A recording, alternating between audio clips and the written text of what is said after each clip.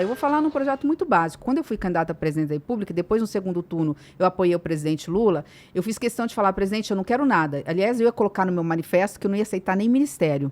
E só aceitei de última hora e eu posso até contar rapidamente por que envolve a história do meu pai.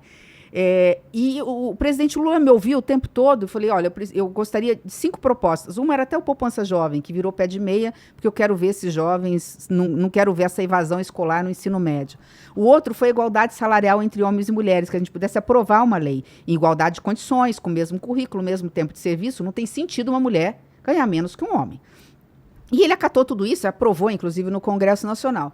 E aí, então, eu apresentei essas propostas e evoluíram. Né? E quando eu fui dizer isso do presidente, falei que eu não ia aceitar o ministério, o presidente só fez uma fala para mim, falou, Simone, eu tenho experiência suficiente para entender o seguinte, que na política, a gente nunca diz mais do que precisa dizer. Não fale que você não quer ministério, porque se a gente precisar de você, a gente vai querer que você faça parte do governo, né? E eu falei, tá bom, presidente, eu tiro do meu manifesto, mas eu não vou querer assumir ministério. E de última hora, assim, ele já tinha me oferecido 3 ministérios, quando ele falou assim, eu gostaria de que você fosse ministra do Planejamento e Orçamento, eu desci no aeroporto para ir falar com ele dia 27 de dezembro, eu tinha que tomar posse dia 1º de janeiro, 27 de dezembro.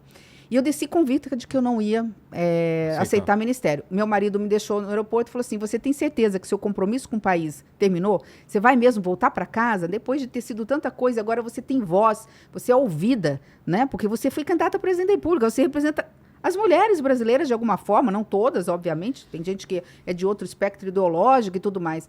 Eu falei, fiquei com aquilo na cabeça, eu dormi no outro dia, acordei em Brasília, e eu acordei lembrando de um episódio que você deve ter cobrido, como jornalista, do meu pai. Meu pai era ministro do Fernando Henrique Cardoso, só 4 meses, o meu estado nunca tinha tido, né? O estado que eu nasci nunca tinha tido um ministro assim, e o Fernando Henrique disse o seguinte, olha, acabou de cair o presidente do Senado, teve um problema lá, né? E a vaga é do MDB e só você para unir. Então você tem que pedir exoneração do ministério e ser candidato a presidente do Senado. Meu pai passou o final de semana com aquela coisa na cabeça. Resumo, sem dormir e tal. Na hora de ir embora, assoviando, eu perguntei assim, nossa, você está alegre, o que você decidiu? E era pós-democratização, então muito próximo da democratização. Meu pai falou uma coisa que eu nunca me esqueci. Ele falou assim, minha filha, para um presidente democraticamente eleito, a gente só diz não se o pedido não for republicano. Ou seja, caramba, se for um pedido desonesto, se for um pedido para fazer coisa errada. Do contrário, você não tem o direito de dizer não, enquanto político, para um presidente que foi democraticamente eleito pelo povo. Claro, a gente tinha vivido anos de ditadura, foi na década de 90, muito próximo, né? E eu acordei lembrando disso, Magá. Não é que eu sonhei, eu lembrei. Naquele momento eu falei, eu vou aceitar o ministério do presidente Lula. Vou fazer aquele papel... O que pesava contra, né, na sua decisão? Porque eu achava que, assim, como eu sou uma pessoa de centro, eu nunca fui de esquerda, eu nunca apoiei o PT... Poderia te confundir? Eu falei assim, eu tenho que dar legitimidade, eu tenho que mostrar, né, que nós só temos no segundo turno, né, não temos outra escolha. O único democrata que foi para o segundo turno, na minha cabeça, na minha opinião, é o candidato Lula. Porque eu convivi como senadora os 4 anos do então presidente Bolsonaro. Né? Eu participei da CPI da Covid, eu fiz uma série de denúncias, ninguém me contou, sou advogada. Eu vi as falcatruas que estavam tentando fazer com compra de uma vacina que não existe, nunca vi essa vacina, com pagamento antecipado para depositar em paraíso fiscal, né? Numa nota absolutamente fria e errada.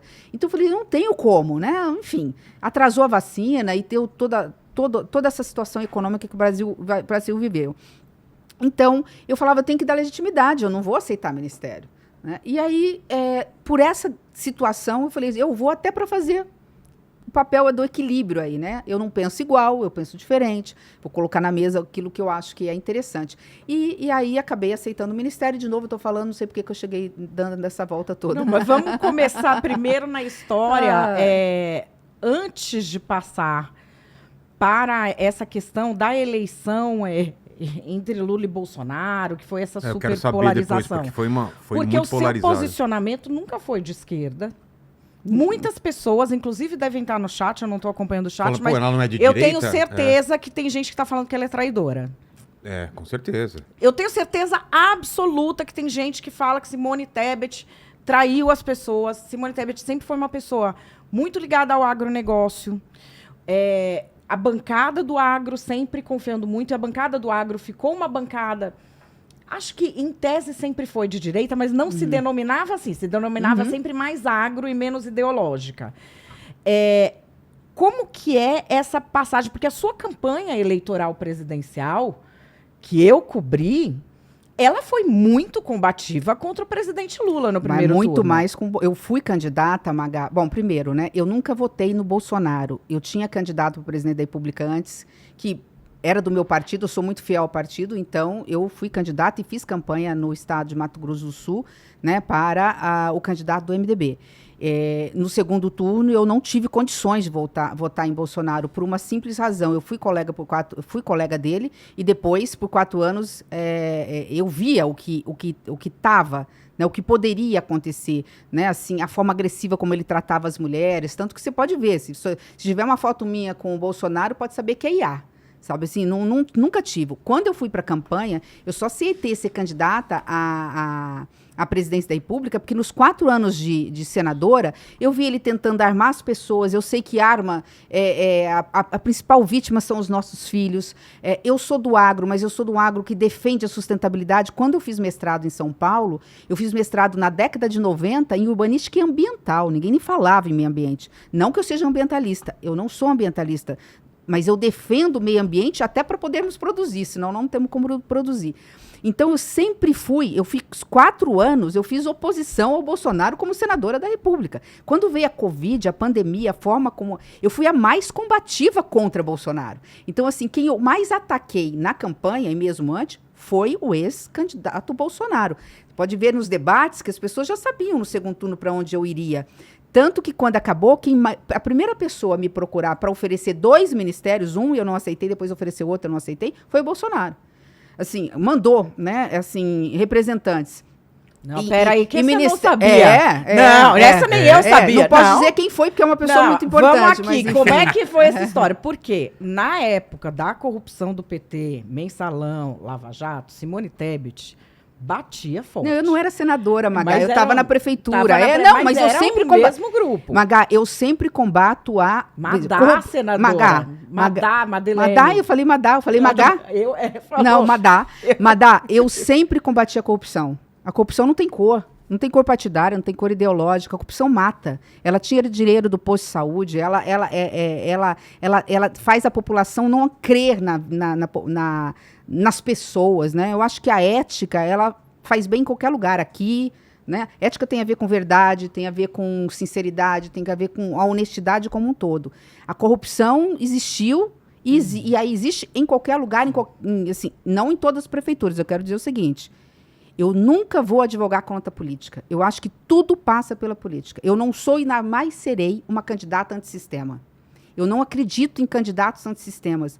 Não acreditem, vocês que estão nos acompanhando, em conto da carochinha. Não acreditem em salvadores da pátria. Não acreditem em caçadores de Marajá. Não acreditem em messias que falam que representam Deus na terra. Não acreditem. Acreditem em gente de carne e osso, que tem seus defeitos, tem suas qualidades. Eu tenho que fazer escolhas. E eu faço escolhas com muita coragem. Quando eu fui para a campanha presidencial, eu sabia que, perdendo a eleição, de que lado eu estaria da história, por uma razão. Porque eu sabia que um era democrata e outro não era. Tanto que, para mim, e eu estava lá em Brasília, aquela tentativa de invasão do Congresso Nacional e do Supremo Tribunal Federal foi a tentativa de permanecer no poder, sim. Aquilo foi tudo estratégico. Eu vou para fora do país, finjo que não é comigo, estimulo todo mundo a lá invadir patrimônio público para poder ver se eu consigo na justiça. O grande erro deles é que eles fizeram depois da posse presidencial. Se eles tivessem feito antes, com as Forças Armadas e com a caneta na mão, eu não sei se eles sairiam da cadeira. Né? Então, por tudo que eu conheço de política, a gente faz escolhas. Então, eu fiz escolha com muita tranquilidade. Eu sei que você quer me perguntar, eu vou dizer o seguinte, eu não posso dizer, posso contar a história, mas não posso contar o santo, tá? Tá. Eu posso dizer... Eu queria voltar naquilo, porque a sua candidatura, no primeiro turno, é uma candidatura que tinha um capital político muito alto. Por quê? Porque ela foi vista como alguém independente. Verdade. Era uma candidatura independente. Enfrentei os 2 candidatos. Isso. As pessoas que votavam... Eu tô falando porque é a candidatura do meu campo, que era o da Isentolândia. Você não... Era uma candidatura independente, não abraçou nenhum dos 2. Ninguém sabia o que ia acontecer no segundo turno. Ninguém sabia que iria assumir um lado ou não quando a sua candidatura foi lançada. Inclusive os outros políticos. Ninguém sabia o que ia acontecer.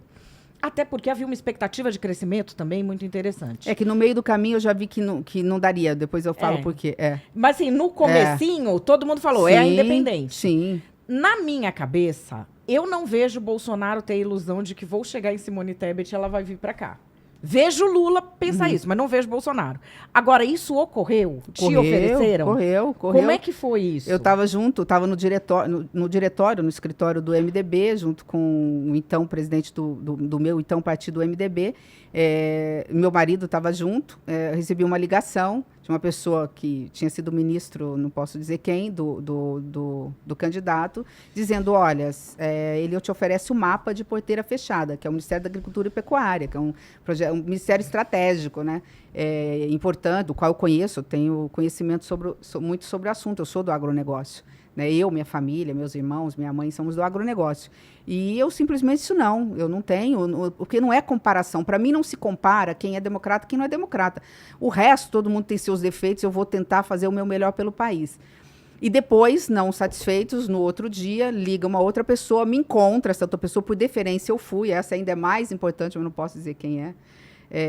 E fala, olha, eu sei que você é educador, me desculpe, eu sei que não é o seu perfil, você não vai para um lado ou por outro por conta de cargo, mas, assim, te ofereceram o Ministério da Educação, na época era Educação e Cultura, né? Enfim, o MEC, né? Enfim, com o FNDE, que é o fundo, né, e tal, eu falei assim, olha, não é isso, eu não estou à venda, não é isso que está em jogo para mim. O que eu não posso aceitar são retrocessos. Para mim, a extrema-direita, ela estimula o ódio contra quem pensa diferente, o ódio contra as minorias, o ódio contra a mulher, né, para mim, essa onda de violência política, não estou falando só do Brasil, não, é no mundo, tá? É fruto desse discurso de ódio nas redes sociais, a mulher está morrendo muito mais pelo simples fato de ser mulher por conta do discurso de ódio, né, está cada vez mais o discurso de ódio contra aqueles que têm uma orientação sexual que as pessoas acham que não é a padrão, que não é a normal. E eu nunca fui criada dessa forma, porque a minha fé, a minha religião, que eu sou católica, né, ela não admite nenhum tipo de discriminação. Então, isso para mim é infinitamente superior a qualquer outro tipo de situação menor. Então, de novo, você tem que fazer escolhas na política. E ainda teve uma questão, H. Eu tinha na minha cabeça que eu ia ficar, depois de um tempo, eu vi que não tinha chance, que eu ficaria em quarto lugar. Que o Ciro ia ficar um pouco na frente. Fiquei relativamente tranquilo. Quando acaba a eleição, eu não imaginava que a eleição fosse dar um resultado tão apertado. A ponto de um voto para cá, outro para lá, ela deu 900 mil votos. Pô. Se você falar, foi 1.800.000 de diferença, então é 900 mil. Se eu tiro o voto daqui e coloco lá. E aí, quem era de esquerda não se posicionou, que era o Ciro. Né? Eu falei, como é que... Eu não posso ser omissa. Essa é uma coisa assim, que eu não admito assim, na vida pública, é uma pessoa entrar na vida pública e não ter coragem. Qualquer cidadão precisa ter coragem. Mas quem está na vida pública exercendo uma missão, seja vereador, seja presidente da República, tem coragem de tomar atitudes. E a população que julga se é certa ou se é errada. E eu falei, eu preciso definir isso aqui, eu preciso ir para algum lugar.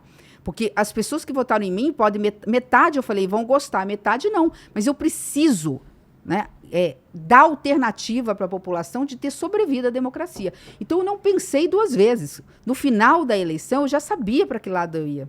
Eu tinha convicção disso. Eu nunca... E, de novo, você tem razão, sem nunca ter votado no PT. Então, são escolhas que a vida nos dá, né? E uma bagagem. E eu tenho um reconhecimento... Assim, eu tenho críticas à gestão, eu sou da equipe econômica, eu era aquela chata, né, que vinha na mesa e falava, olha, eu acho que não é por aqui, algumas coisas foram ouvidas, mas eu, enquanto pessoa, eu respeito muito o presidente Lula. Eu nunca tive problema enquanto pessoa, inclusive quando eu fui prefeita, e nós levamos a maior fábrica do mundo de celulose, até tem 2 episódios em relação a isso, e o presidente foi lá enquanto presidente, né, e meu pai foi, o Lula perdeu várias vezes a eleição, e a primeira vez que o Lula tomou posse, quem deu posse pro Lula enquanto presidente do Congresso Nacional foi meu pai. Né? Teve um episódio da caneta, que todo mundo lembra da caneta. O Lula sempre achava que ia tomar posse com uma caneta que foi dada para ele por um grande correligionário, amigo. E ele bate a mão assim e esqueceu a caneta. Meu pai tira a caneta, que ele acho que tinha ganhado, porque a caneta é meio cara, então meu pai, libanês, turco, não teria comprado uma caneta cara daquela, tira a caneta e dá a caneta para o Lula tomar posse. O Lula toma posse, na hora que meu pai vai pegar a caneta de volta, o cerimonial vai falar assim, olha, desculpa, presidente do Congresso, não presidente, mas agora ela passou a fazer parte do acervo histórico da República. Claro. Ela vai para um museu, né? E meu pai ficou sem a caneta. Falou, mas tudo bem, eu tive o privilégio da posse como presidente da República, tá tudo certo. Tô aqui brincando, claramente, né? Mas, assim, eu tenho admiração pela história de vida do presidente Lula, num país que a gente sabe, em que a maior dificuldade que a gente tem, como professora eu falo isso, é garantir, né, que quem nasceu na favela, na comunidade, ou é um cidadão de, né, assim, de periferia, tem dificuldade a ascender. Né? Então, assim, essa história de vida do presidente Lula, para mim, é uma história de vida muito bonita, que é uma história de vida, de novo, ainda que eu não tenha a mesma ideologia dele, que eu acho que estimula as pessoas a falarem, eu também posso dar certo, né? Eu também posso crescer, eu também posso ser alguém, né? Agora, essa escolha, que você explicou aqui as razões da sua escolha, mas toda escolha tem um preço. Uhum. Qual o preço que você, Simone Tebet, pagou por ficar do lado do Lula? Eu acho que o mesmo que eu pagaria se tivesse ido para o lado do Bolsonaro. O ódio de quem não concordou com a minha decisão. Se eu tivesse optado por Bolsonaro, eu também teria a ira e o ódio da esquerda ou daquelas pessoas. Pessoas que... Eu vou subir o elevador, agora não mais, mas que literalmente viram as costas para mim. Ou não me dão bom dia e viram as costas. No início eu tive que andar com escolta, eu tive ameaças, enfim, né? Era uma situação, assim, de muito ódio, né? Que está diminuindo um pouco. Acho que as pessoas estão cansadas disso, né? Eu acho que estão cansadas. Eu não sei você, Vilela também entrevista muita gente, mas eu acho que as pessoas estão vendo de novo, né? Que só discurso, narrativo, essa coisa aqui para causar e tudo mais, não coloca comida na mesa do cidadão, não resolve o problema.